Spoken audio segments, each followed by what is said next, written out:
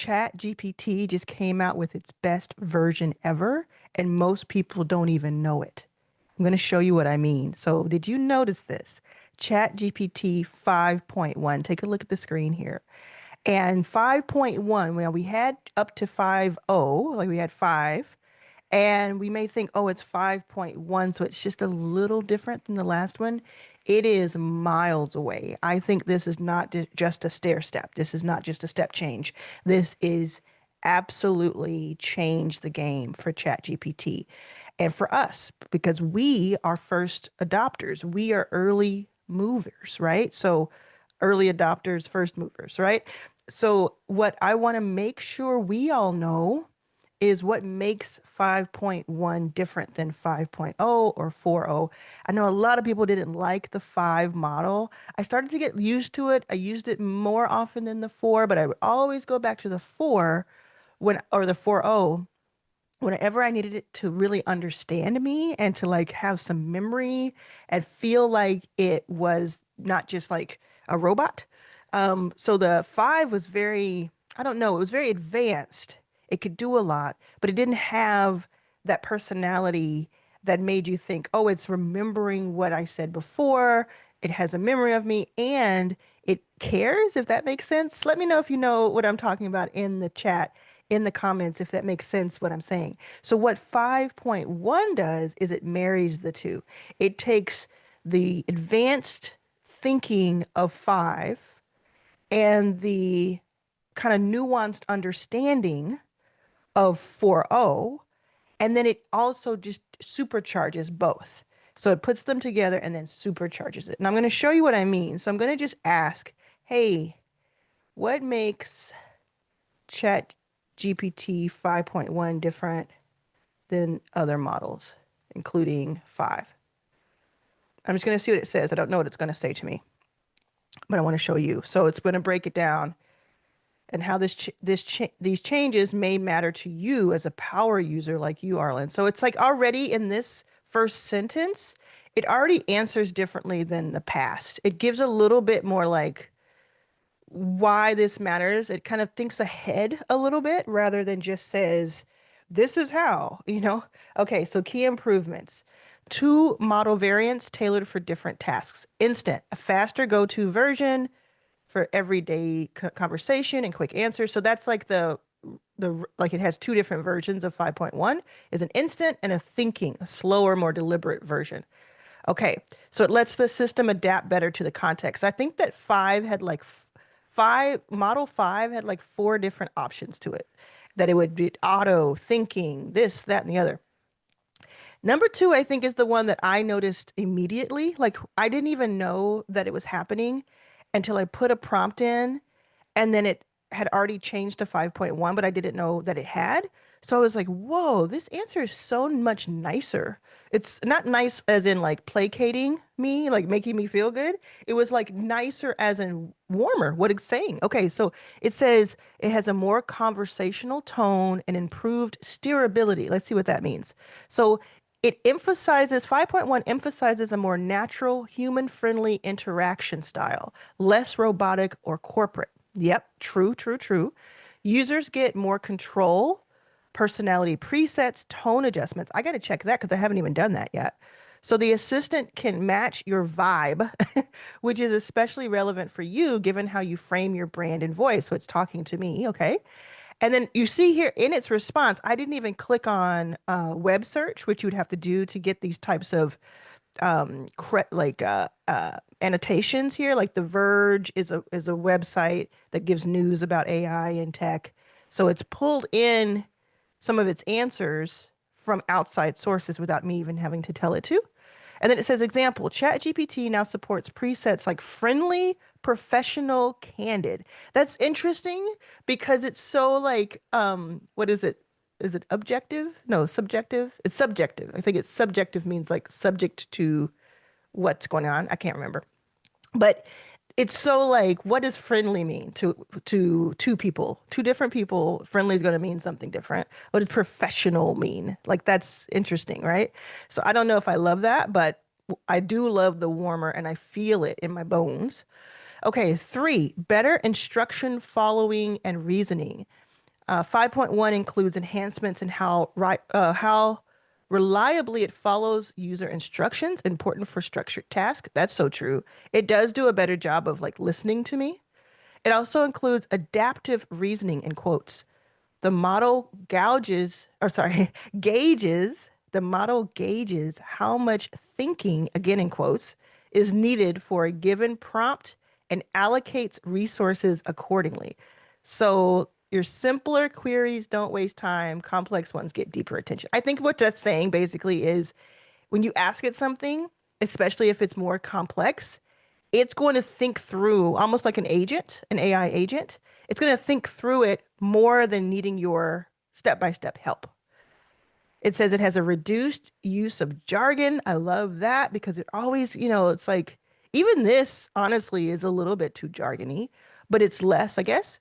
More clarity and responses, especially for non-technical users. This is helpful if you're explaining concepts to your audience or writing content, or if I need it, right? Okay. So then four, and also let me tell you why we're doing this. Like I want to pause it just for a second and tell you why this matters. Okay, so you know me, I'm always thinking through like how can I help you make more money? How can I help you get ahead in life? How can I be like on the forefront of the next thing that's going to help you? Even if it's not trending, I want to be before a trend or I want to be off the beaten path because that's what I think it true value and wealth comes from. So as soon as I saw this, I mean the first 5 minutes of it and I started using it and I realized how different and awesome the responses were when I asked it questions, I started putting together something for my prompt shop. And if you don't know about my prompt shop, I'll tell you really quickly. So a prompt is a sentence, a statement, a question that you put into ChatGPT. It's when you're talking to it or you put into another AI platform. A prompt, you're prompting it with the question or the thing, and then it gives you results. It gives you an answer. And the better your prompts, the better the answer. So I have a prompt shop where I sell prompts. I sell them for $3, $5, sometimes up to $100, depending on how complex and valuable they are to put in and what value they give you with the response. Like some prompts can create all of your YouTube titles for a year. And I don't mean like just generic ones. I mean like really, really amazing ones that tell you exactly what to do, give you a script, keep going. So I'm going to charge more for that. So I have this prompt shop. So then, okay, follow me. Are you following me? Let me know in the comments if you're following me. Okay. So then I made prompt shop in a box, which is basically the wholesale rights, the white label rights, the ability to resell my prompts. And not only that, but to make your own prompts based on my recipe. Okay, so I sell that, and I'll put the link in the description below. More than 500 people have joined in the first 30 days. It's been absolutely phenomenal, closer to 600, honestly. And then what I did when I learned about 5.1 is within 5 minutes, I was like, this is on a different plane. We're in a new era of OpenAI. We're in a new era of ChatGPT. So I immediately started putting together prompts that were specifically for 5.1 that can work with other models of ChatGPT or even other platforms like Claude, Perplexity, etc., but were tailor made for 5.1 and they are business and mindset uh, uh, prompts. So what I did was I created this 50 prompt pack.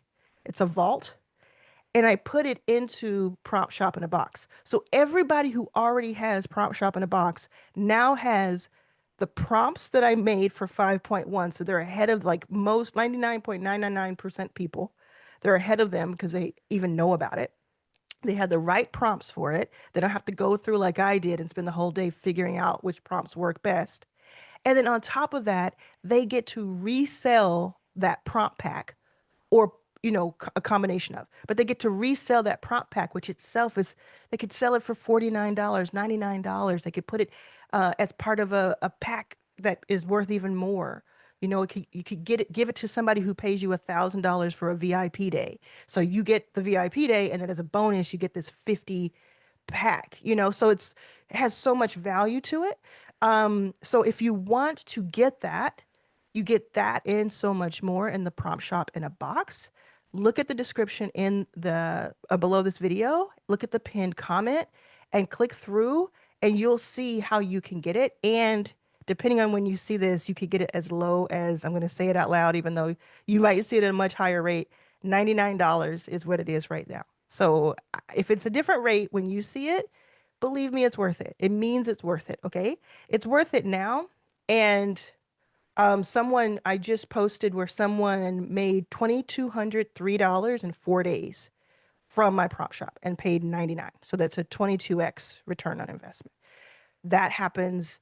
That's been like the coolest thing. And then other people have sold over here, over there. It's like whether you sell it for $5 or 20, or even as a lead magnet that's free, but it brings you customers. Start thinking through that. It's really cool. So I just wanted to explain that to you really quickly. And then I want to come back to 5.1. And then it has better instruction, following, and reasoning. It has response speed and efficiency gains, so it's faster.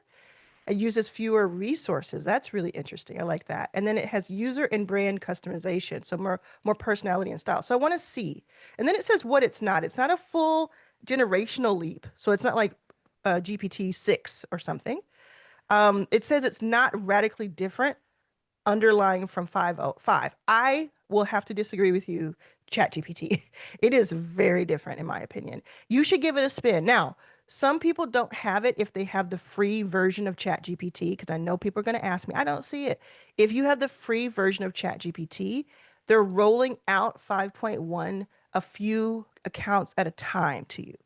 If you want to have immediate access to it, you just get the $20 a month version, even if you have it for 1 month to test it out and see how valuable it can be for you. I think it's worth it. It says it doesn't guarantee perfection. Oh, AI never will.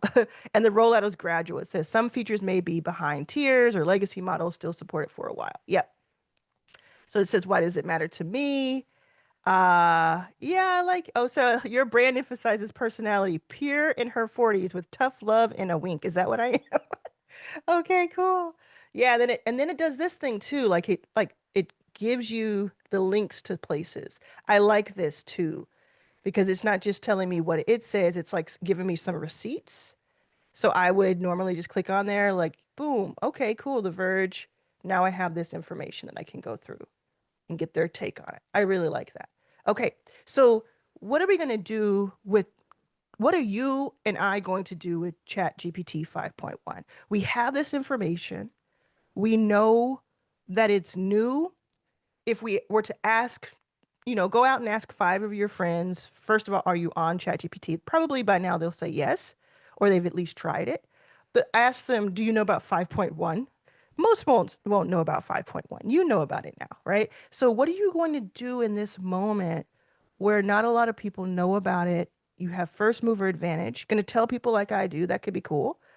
But also think about how you can use it to your advantage and start to stress test it. That's what I love to do. So even though I'm giving you my prompts and selling you my prompts and handing them to you on a silver platter, I still think it's a really good idea for you to flex that muscle and to constantly be thinking through, how can I take my imagination now that these things exist? I don't want to take it for granted. How do I flex my imagination during this boom era, during this revolutionary era where, like, if you take me, for instance, 6 months ago, I think it was around 6 months ago, where I learned about AI agents. So I learned about Replit first, and then I learned about Lovable.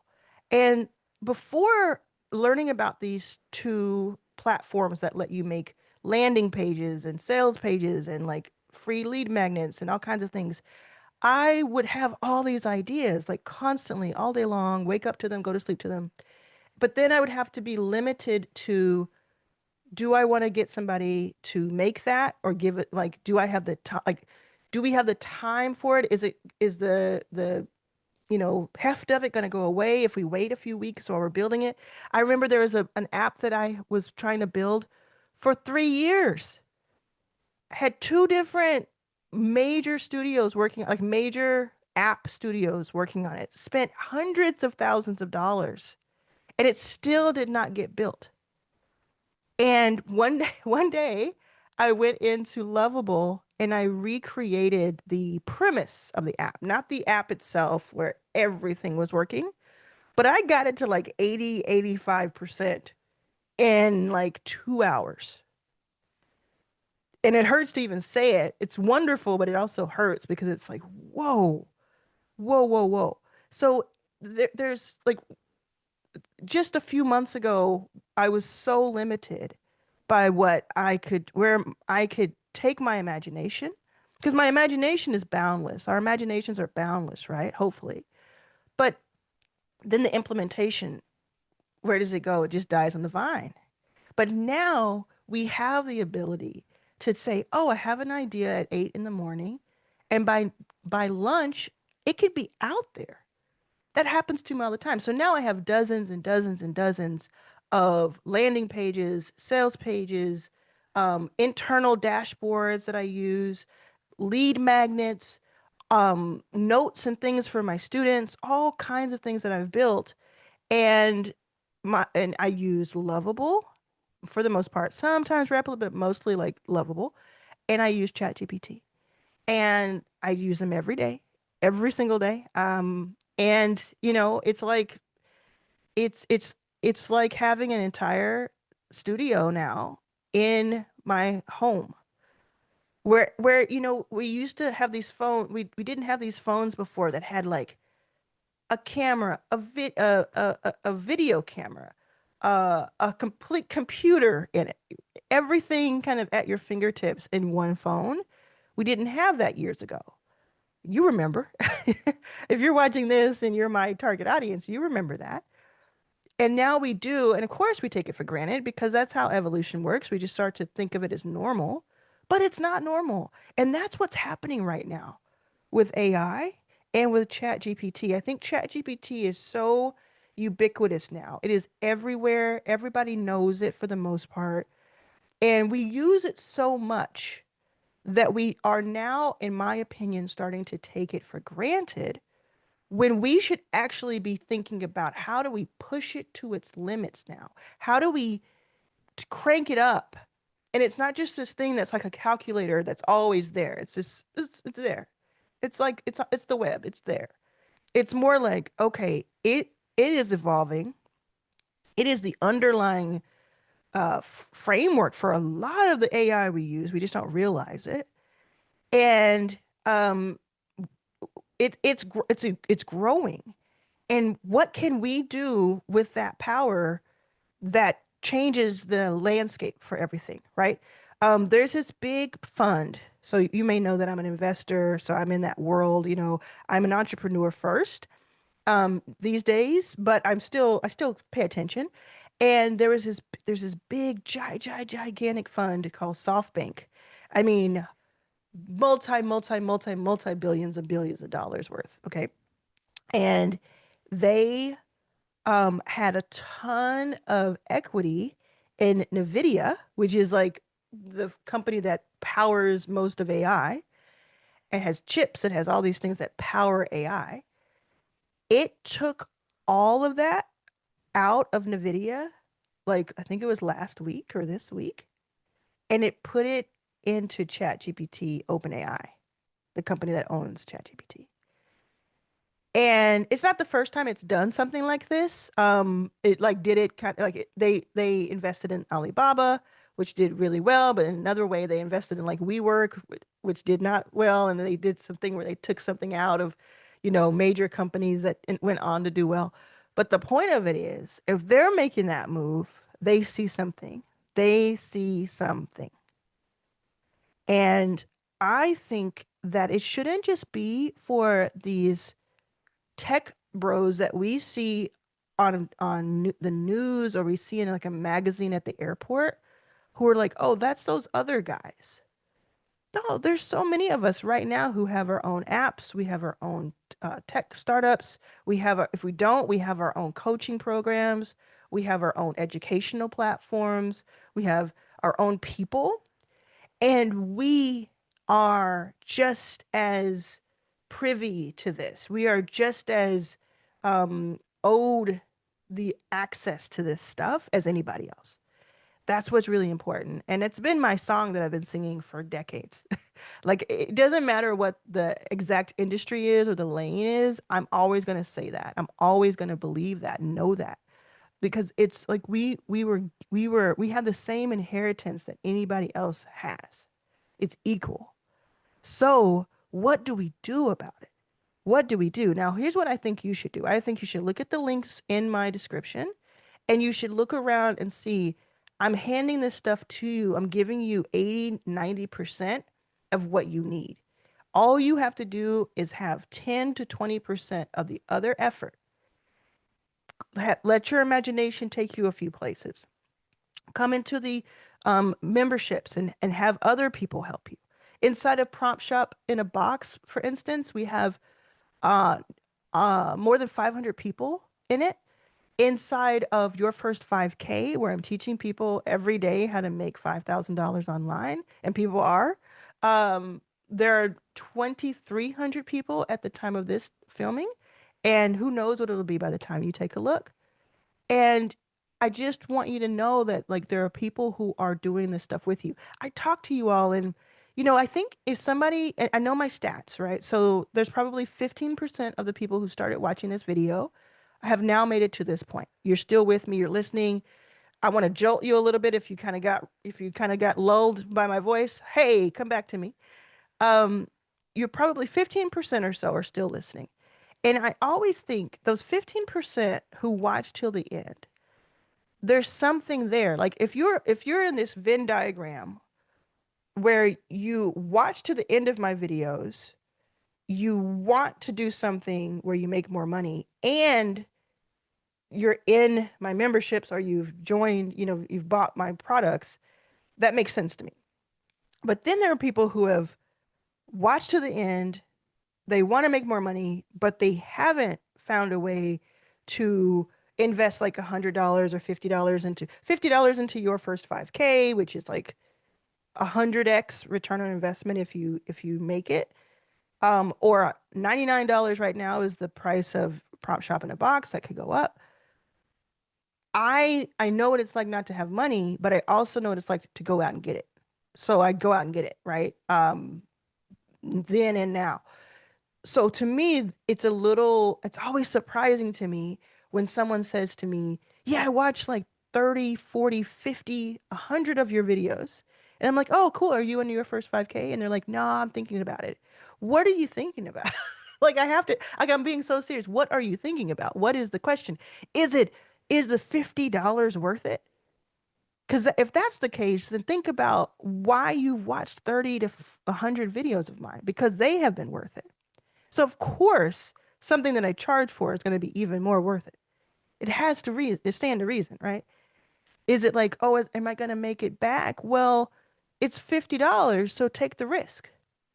That's just my opinion. Take the risk. I take the risk. I have invested thousands of dollars in myself, even when I had no money. Thousands, not $50, not $100, but thousands of dollars. Because I'm like, if I want something different to happen in my life, I'm going to have to do different things. I'm going to have to change the inputs, the prompts, if you will, for the outputs to be better. And that is what I think you and I, if you've made it to this point, that's what I wanted to kind of tell you. If you are already in, if you're already doing your thing, you know that I'm not just saying this because it's like, it would take a lot of volume for me to make a ton of money off of this. That's just real. It would take a lot of volume. So what it really is like, I just want you to know. I want you to understand, like, there are people who are making a living by what I'm teaching them. And yes, you can keep watching free YouTube videos and you can piece together anything, really. I think anybody who has enough drive can take what I teach you and like get my book, Your First Million, get It's About Damn Time. I have here somewhere. Like, get the books, listen to the audios, watch my YouTube videos. But I'm also just handing you businesses to start yourself. I'm handing you businesses to start yourself. So here's what I want you to do right now. If you're one of the now 12% of the people watching, because you 3% left during my rant. If you're one of the 12% watching right now, I want you to do a couple of things for me. I want you to first make sure you're subscribed to this channel.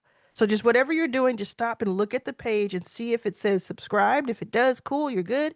If it says subscribe without the D at the end, that means push the button to subscribe. I want you to do that right now. And another thing I want you to do is I want you to look at the description, look at the links in the description. I want you to say, have I checked these links yet? If I've checked them, let me check them again and see which one of these I want to partake in.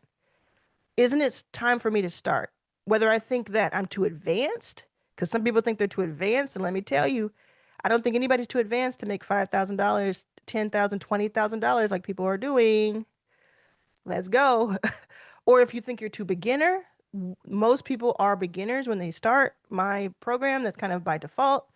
They are beginners, and I turn them into seasoned entrepreneurs. That's the whole point of it. Or any other excuse you may have. And you may say, I don't have the money. Go get the money. Like, I'm not trying to like pressure you. Like, I hate when people are like, oh, go get a mortgage and pay me $20,000. I'm not saying that. I'm saying it's $50 or $99. I did this all day long when I was broke, when I had no money, when I didn't know if I was going to eat or not. I could put together $50 to $100 if I really wanted to, because it's an investment in yourself. So I just want you to think about it that way instead of just sitting on the sidelines and just hoping that things are going to change for you if you're not willing to invest. That's the same thing I say about like getting ChatGPT, paying for the monthly, getting Lovable, paying for the monthly, getting Stand Store, school. Not like you don't have to get all of those. I'm just saying pick one or two and do something about your current circumstances. Pick one or two and do something. We are in the golden age of AI where people are going to look back on this and say, man, how did everybody not get rich during this time? Like, seriously, we're going to look back and say, like, and I think about like Rockefeller and all these guys, I think like, oh, I wonder if it was super easy as long as you were paying attention. I know that there's a lot of stuff going on, especially if you weren't white in this country. But I said, I wonder if you, as a young white man, who wasn't working in the coal mines, I wonder if you were paying attention, what kind of opportunities were missed, basically, like what could have been. And we don't want to think about what could have been. We want to think about like right now we're in it, right? So if you've watched this far, by the way, I want you to say, um, yes, I am. Just say those words in the comments and it'll tell me that you made it this far. Okay. Yes, I am. Okay.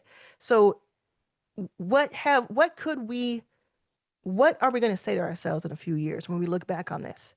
I have very few regrets, but there are a couple that I've had when they're like, man, it was right there in front of me.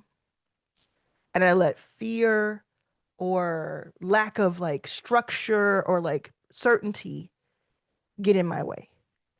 There's nothing that's certain. There's nothing that's certain.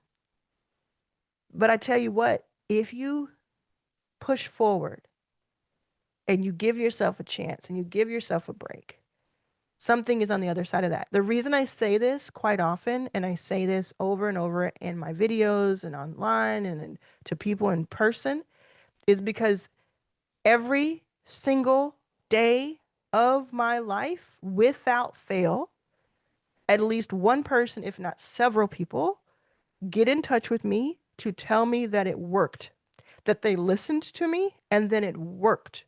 The thing that I said would work. So I'm going to keep doing that. And so everybody who possibly needs to hear it hears it. And if this is the 100th time you've heard me say something like this, but you haven't moved, that is why you're still listening to this. That's why it's not changed. If this is the 100th time you've heard it and you've been making moves, I want to congratulate you on investing in yourself and making things happen. And I want to tell you that there's so much more ahead for you. There's so much more. Take anything that you've done that's been successful this year so far and double down on it. Just look at the patterns of like what has worked. Did you do like a presentation somewhere? Did you send out a certain email? Did you have a certain product? or offer that really resonated with people, and then you switch gears for whatever reason, self-sabotage or just not knowing, go back and look at what has worked, even if it's been with two people, but two more than otherwise, and do more of that. That is your homework for today. Go back, see what's working, and do more of that. I'm doing that. I've been doing that, and it's been really helpful. Get hyper focused, take the resources that you have, and do something with them.